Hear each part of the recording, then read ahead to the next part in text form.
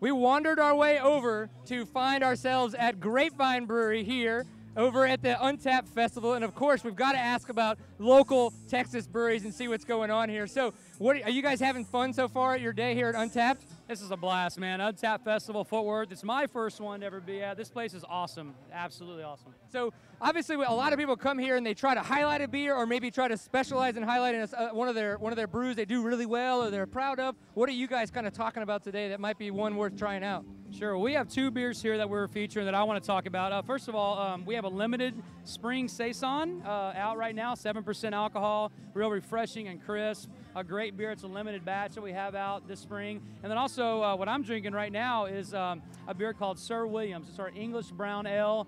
It's a gold medal winning beer, won a gold medal at last year's Great American Beer Festival in Colorado.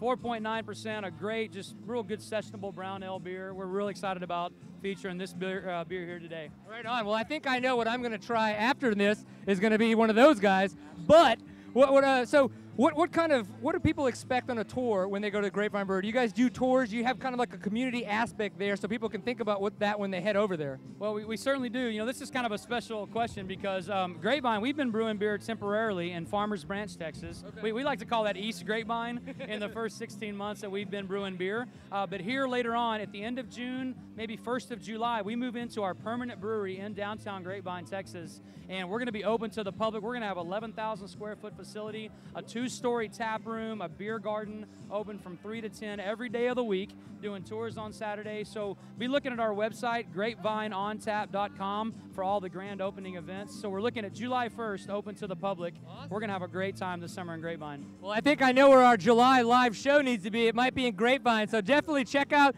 the Grapevine Brewery there on their website and look for the proper pint, and you may see a show there. Thanks, guys.